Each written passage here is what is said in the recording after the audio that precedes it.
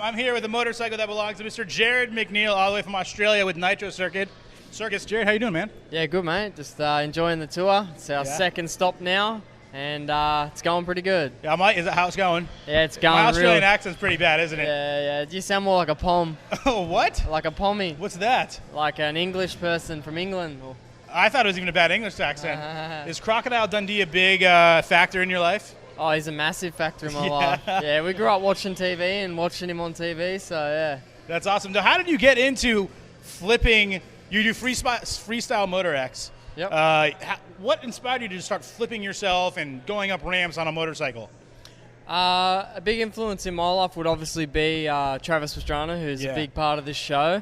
And I guess, I grew up racing motocross and moved into freestyle, and part of the sport is, to get shows, you got to go upside down, basically. Yeah. So basically just progressed in my freestyle and then started flipping my bike and enjoying it and making a living from it. So that's perfect. Yeah. I don't know if, I'm like bad at roller coasters. I wonder how bad it would be on the back of a bike. Now, back of the bike, let's say you're on a date with a girl or maybe your girlfriend now. Would you bring her on the back of the bike and bring her up a ramp?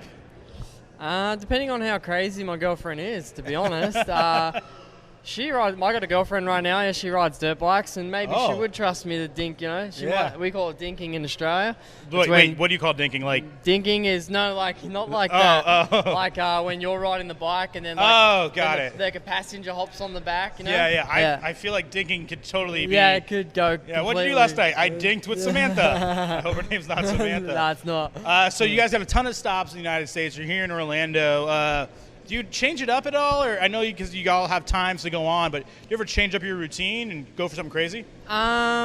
Sometimes we do, but mostly everything's scripted because, obviously the announcers have their script of what they've got to say and what they've got to do. They mix it up a bit here and there, like a lot actually. But as far as the riding goes, we have to kind of stay, because obviously it's a pretty dangerous sport. Yeah. So you can't really have those opportunities where you can really go out and just throw whatever you want, because obviously if something goes wrong, then you might be taking down 20 other guys behind you. So it's pretty scripted, but also here and there, we can throw little things here and there, but it's mainly pretty scripted show just because it works well. Yeah, and doing these tricks, and it is a sport because not anyone can do this. You have the X Games. What else is there, and what else do you think you see for Moto X in the future for just the competitive levelness of it? Myself, obviously X Games and Red Bull X Fighters are the two biggest things for the competition side of freestyle motocross.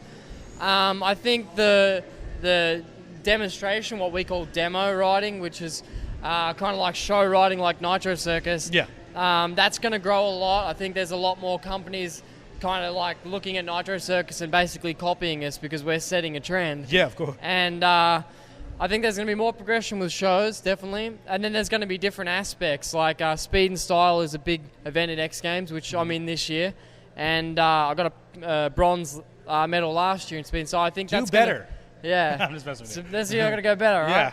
But I think the progression of it's a combination of freestyle and racing put together on a track.